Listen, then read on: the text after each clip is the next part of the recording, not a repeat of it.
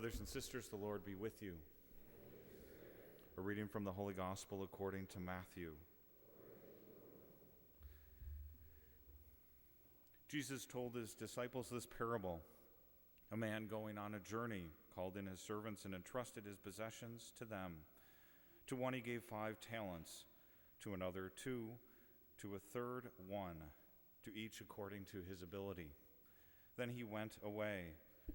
Immediately the one who received 5 talents went and traded with them and made another 5. Likewise the one who received 2 made another 2. But the man who received 1 went off and dug a hole in the ground and buried his master's money. After a long time, the master of those servants came back and settled accounts with them. The one who had received 5 talents came forward, bringing the additional 5. He said, "Master, you gave me 5 talents. See, I have made 5 more." His master said to him, "Well done, my good and faithful servant. Since you were faithful in small matters, I will give you great responsibilities. Come share your master's joy." Then the one who had received 2 talents also came forward and said, "Master, you gave me 2 talents. See, I have made 2 more." The master said to him, "Well done, my good and faithful servant. Since you were faithful in small matters, I will give you great responsibilities. Come share your master's joy." Then the one who had received the 1 talent came forward and said, "Master, I knew you were a demanding person, harvesting where you did not plant and gathering where you did not scatter. So out of fear I went off and buried your talent in the ground. Here it is back." His master said to him in reply, "You wicked, lazy servant. So you knew that I harvest where I did not plant and gather where I did not scatter. Should you not then have put my money in the bank so that I could have got it back with interest on my return? Now then, take the talent from him and give it to the one with 10. For to everyone who has, more will be given, and he will grow rich. But from the one who has not, even what he has will be taken away. And throw this useless servant into the darkness outside, where there will be wailing and gnashing of teeth." The Gospel of the Lord.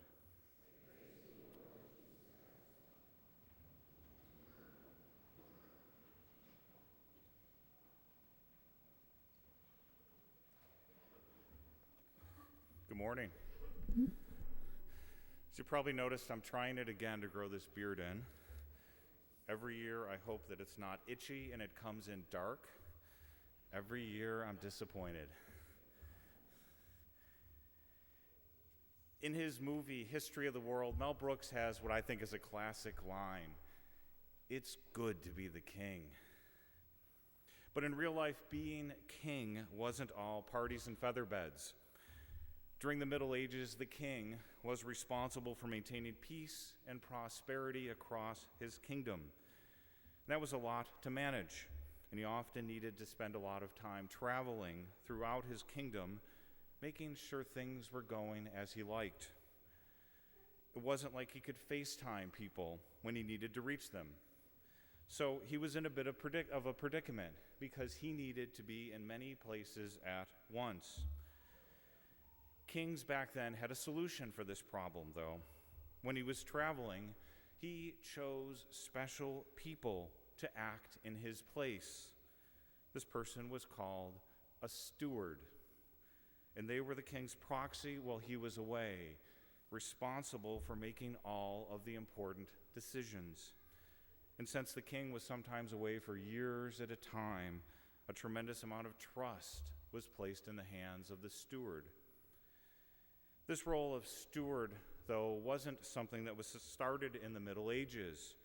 There are mentions of stewards in the earliest civilizations in Mesopotamia. We hear about stewards in the Bible, too. Joseph, who was sold into slavery by his brothers, became the Pharaoh's steward. In Jesus' time, Pontius Pilate was the steward of the lands around Jerusalem, and he was responsible for protecting the emperor's interests there.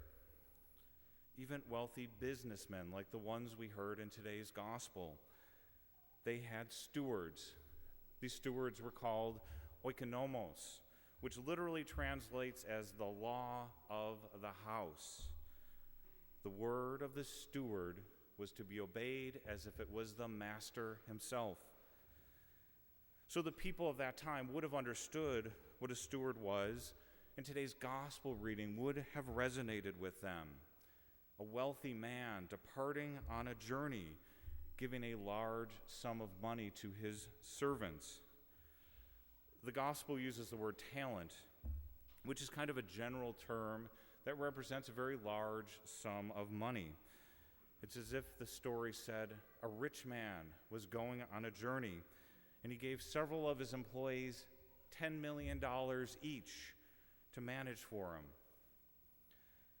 Hearing this story, the listeners of the time would have immediately thought about servants being anointed as stewards, expected to manage that money just as if the master himself were there. So the master's reaction upon his return shouldn't be surprising. While he was out making money in other places, he expected his servants, these stewards, to be making money for him back home.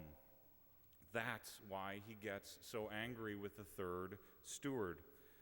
This was a rich man, and he didn't get rich because he stuffed his money in his mattress. The master had placed this trust in the steward to complete an important task while he was away. And the steward failed miserably. And it wasn't just bad luck. He did nothing. He just dug a hole and buried the money. Unlike some of the gospel readings that we hear throughout the year that are very complicated, this one is pretty simple. When chosen, good stewards should follow the orders of the master and represent him well. But like all gospel stories, we just can't leave it there. We need to take it to another level and make it personal for us. This gospel story isn't a nice one about stewards in general. It's meant to speak to us personally.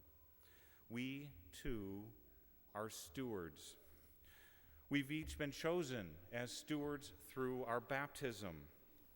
We may not have chosen it for ourselves, but that's the way things work. The master chooses the steward, not the other way around. And as sure as the sun rises in the east each morning, each of us has been chosen to serve God. At our baptism, the priest or deacon traced the cross on our forehead and said, "I claim you for Christ our Savior by the sign of this cross." We've been claimed as stewards, chosen to do the will of the Father. So if we're stewards, then what is our task?